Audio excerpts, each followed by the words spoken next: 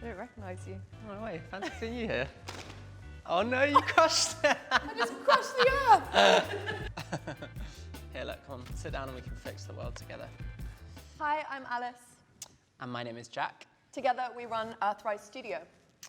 Earthrise is an impact-driven media company that aims to communicate climate. We tell stories for a new world, stories from the future that help us navigate the now. Our Eureka moments. I feel like mine was a bit more of a slow burn, but you definitely had a Eureka moment. Yeah, it's easier to look back, isn't it, and remember it as like a significant moment, but I think at the time, like it definitely wasn't like, I'm going to join the climate movement. It was almost just like a slow and maybe painful awakening to the issue. Do you know what I mean? I think lots of people have that. It's like once you start to look deeper, it's almost like the veil being pulled and you're like, oh my God, this is a huge and overwhelming issue.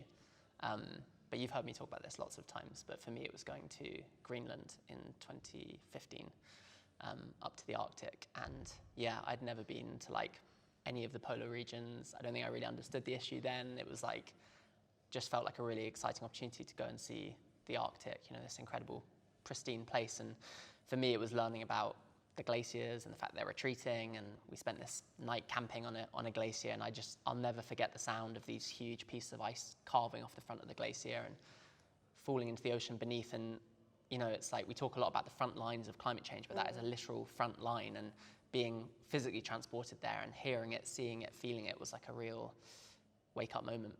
So when we met, what is it, 7 years ago now? Crazy.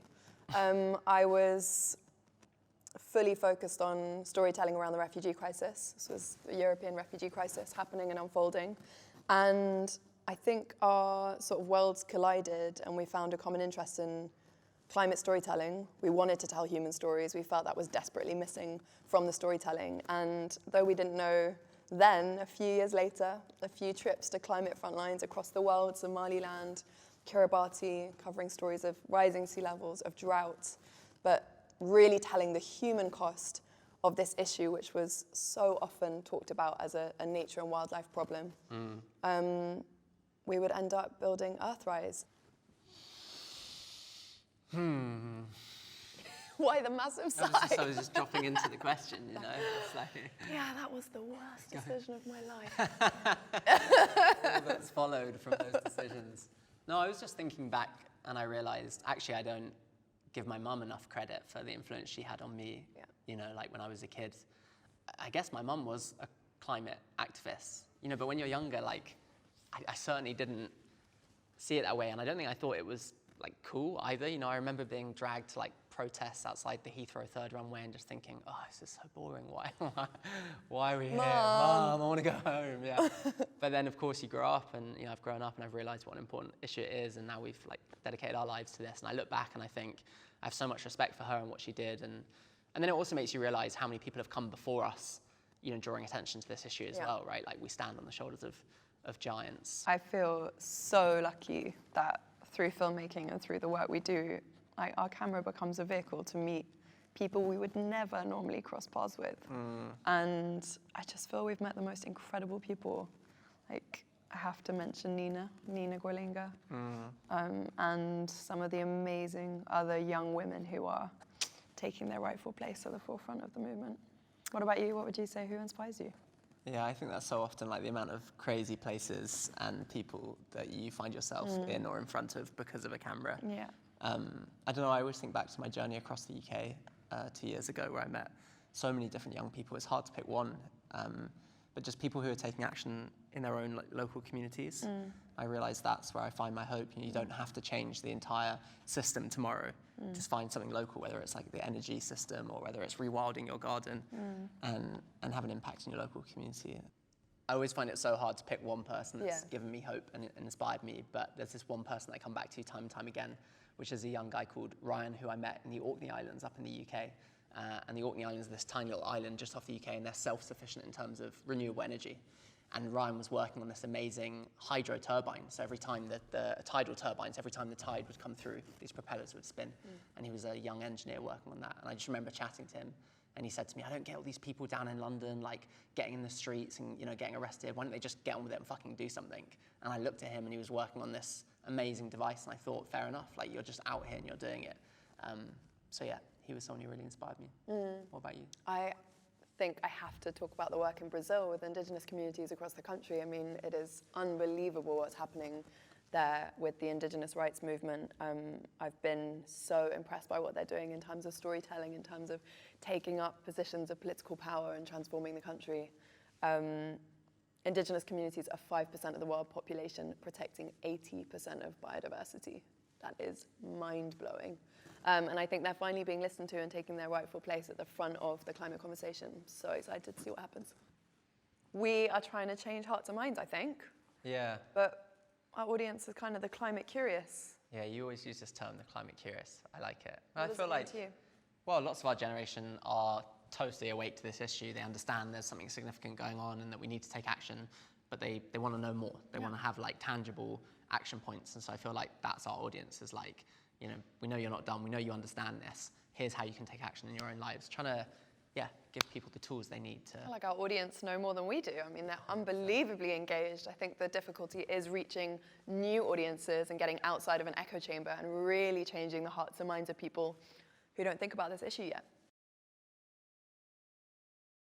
We wanted to offer a sense of community and a space where the tone was one of hope, but not a naive hope, just being, you know, pointlessly hopeful or naively hopeful, but a kind of hope that stares the issue in the face and says, even in spite of all the challenges we have, we can make a difference and we can do something. And I think both of us kind of find hope in taking action.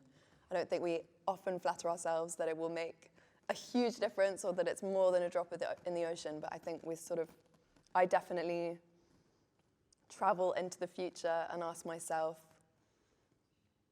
will I look back and say, I did everything that I could?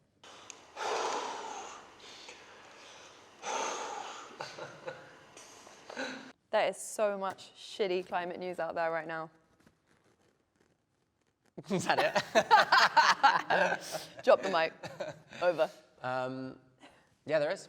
We talk about this a lot, don't we? The need for hope. And I often feel like hope and sort of fear and overwhelm comes in waves. It's not like one linear trajectory. Like there are days where I feel completely floored by this issue. But then there are days where I wake up, I think you do most days, and you're like, I'm so excited by the optimism, like by the potential of this, you know, like the potential for change and the kind of the imagination that's required to dream up a different world. And I think that constantly fuels us to want to get up out of bed and to tackle this issue. And in that there is a kind of infinite creativity to like dream up a better world and to imagine things differently. It's one heck of a creative challenge, and I think that's what drives us. But also I think we're so fucking lucky to have our purpose and work aligned.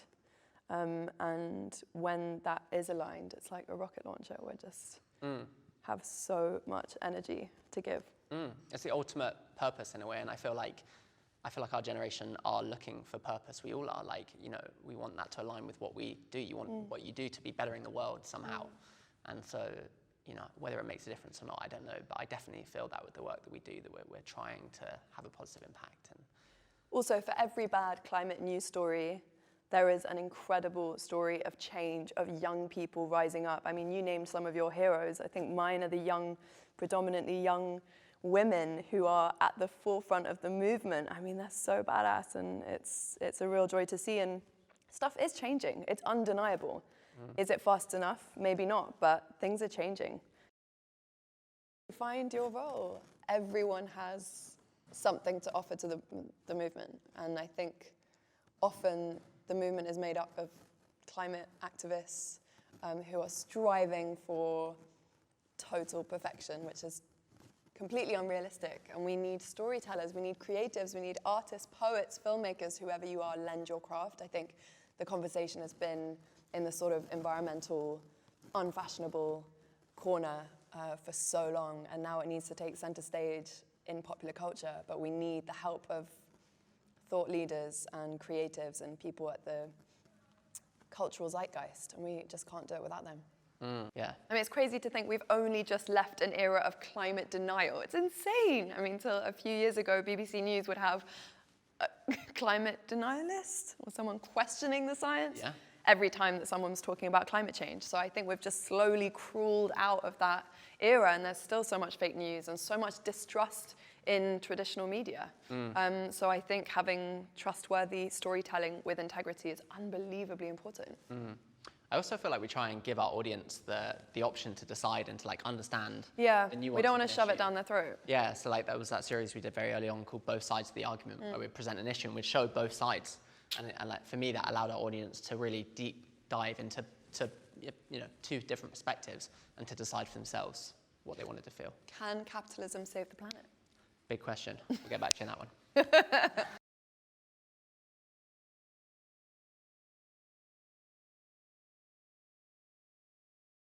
Conservation is an interesting one, isn't it? Because it's one of those things that's not often talked about today in the climate movement.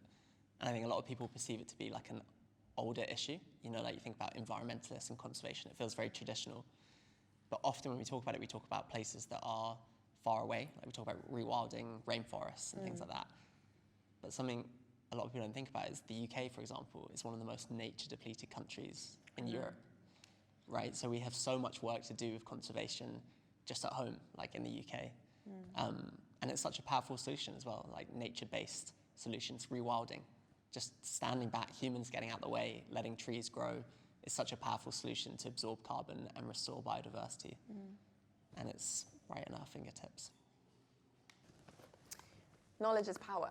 And I think if we can arm people with the passion and the information to make a change, what more could we be doing? I think that's a good aim. I feel like we're both optimists in a way. Like I believe people want to make a difference, and they can make a difference. Yeah. We just don't know how. Yeah. And if you have the education, if you have the facts, then people are armed with the tools they need to make a difference. And that's why storytelling is so important. I believe if you change the story, you can change the system, and revolutionary optimism is at the heart of every story we tell. Don't get me started on documentaries. I think docs are such a good blend of art and activism. It is the perfect creative storytelling, to me, featuring real people and real stories, and they've completely changed my life, I think. Wait, do you like documentaries? Shut up. But I also think a more traditional artists like Oliver Eliasson, obviously done a lot of work in this space. It's actually Oliver, but don't worry Right, about it. I'll say that again then. Oliver. Yeah. All right, okay, cool. Oliver. With that accent? Oliver. Oliver Eliasson. Yeah. He did that amazing piece of ice outside one of the conference of the parties, that big annual gathering where all the world leaders come together, and it was just melting, and it was like this really powerful symbol of time passing and the earth kind of changing. And it's experiential. I feel like we're so drawn to sort of immersive experiences that literally shift your perspective, and I think of Ez Devlin when I think about that. The amazing sets that she creates and literally turns your world upside down. We get it. Seeing today's headlines, it is so easy to give up hope. But by embracing creativity and radical imagination to think about how we can protect this fragile place, we can also save ourselves.